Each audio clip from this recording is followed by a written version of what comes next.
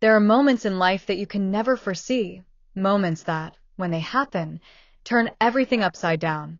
Imagine trusting someone you deeply love, only to realize, in an instant, that everything you thought was solid is now crumbling right in front of you. When you decide to open your heart and life in hopes of strengthening something, only to be consumed by your own mistake. This was the fate of David Hunter, a 38-year-old attorney, married to the woman of his dreams, Megan. But when she asked for an open marriage, he had no idea he was opening a door to a world of lies, betrayal, and heartache he never imagined. David and Megan had what seemed like the perfect life. Married for 12 years, they had built a beautiful home and a life together. David, a successful corporate lawyer, had always been dedicated to his career, but his top priority was Megan. He believed she was his soulmate. But, as often happens, routine began to wear down the shine of their relationship. Megan, who had always been an active, vibrant woman full of ambition, started feeling like something was missing. A void she couldn't explain. Maybe it was the pressure of work, the monotony of their life together, or maybe the lack of something more exciting. It was then that she reconnected with her longtime friend, Rachel, a woman in her 40s, divorced, and full of stories about casual romances and wild adventures. Rachel began talking about her life with no strings attached, about how she felt free exploring different relationships.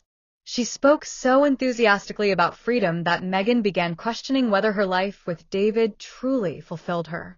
One quiet night, Megan proposed something to David. She suggested an open marriage, something she claimed would help them both grow as individuals. For David, it was a complete shock. He didn't know what to say. He loved Megan deeply, but the idea of sharing his wife with another man devastated him. However, out of fear of losing what he had, he agreed. He thought, maybe this is what she needs to find herself. Maybe this is what I need to save the marriage. But he was deeply mistaken. In the first few months, David tried to convince himself that what was happening wasn't so bad. Megan began going out more often, and David, distracted by the pressures of work, tried to stay busy. But the nights at home, alone without her, were quiet and uncomfortable.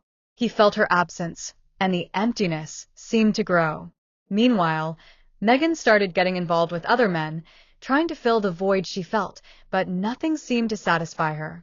She began seeing Tom, a longtime friend who had always been around, but was now becoming something more. At the same time, David had no idea what was going on. He only began to feel that something was wrong. He tried to improve himself. He started working out, spending more time with friends, but always with the sense that something was being taken from him. When Megan began dressing differently and becoming more distant, David wondered, is she falling in love with someone else? But he never questioned her directly because, deep down, he feared what he might find. The breaking point came on a Friday night. David came home early from work and found Megan and Tom on the living room sofa. They were there, laughing, in an intimate and close way. David froze in the doorway and, for a moment, felt as if the ground had disappeared beneath him. What he saw was raw betrayal, and he didn't know how to react. Megan, seeing David, quickly tried to justify herself, saying it wasn't a big deal, that she was just exploring. Tom, uncomfortable, quickly got up and tried to leave, but David didn't move. He didn't want a scene. What he wanted, deep down, was to understand what had happened to the marriage he once envisioned. David, with a calm voice and eyes full of pain, looked at Megan and asked, "When did you stop being mine? When did I stop being enough for you?" Megan, visibly nervous, tried to explain, but he already knew that she wasn't emotionally there anymore. The silence that followed was more devastating than any argument. It was the breaking of something he thought would last forever. David decided he couldn't live in this illusion anymore.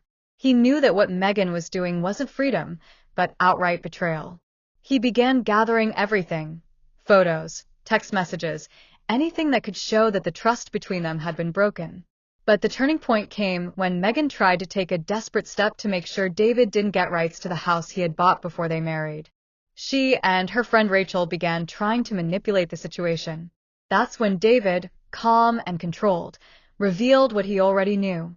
In that moment, he simply looked at Megan and said, "You thought you could deceive me. But everything is documented. Every lie, every attempt to take what's mine." He had proof of every betrayal, every maneuver. The house, which meant so much to both of them, was now a weapon against her. The divorce was quick, and David had no trouble securing what was rightfully his. Megan, now trying to convince herself that what she did was normal, was completely helpless.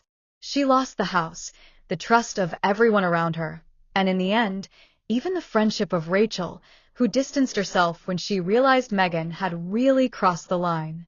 David, however, found his peace. He was no longer trapped by what he had lost, but by what he had regained. His dignity, his freedom, and, above all, the certainty that no one can destroy what you've built unless you let them.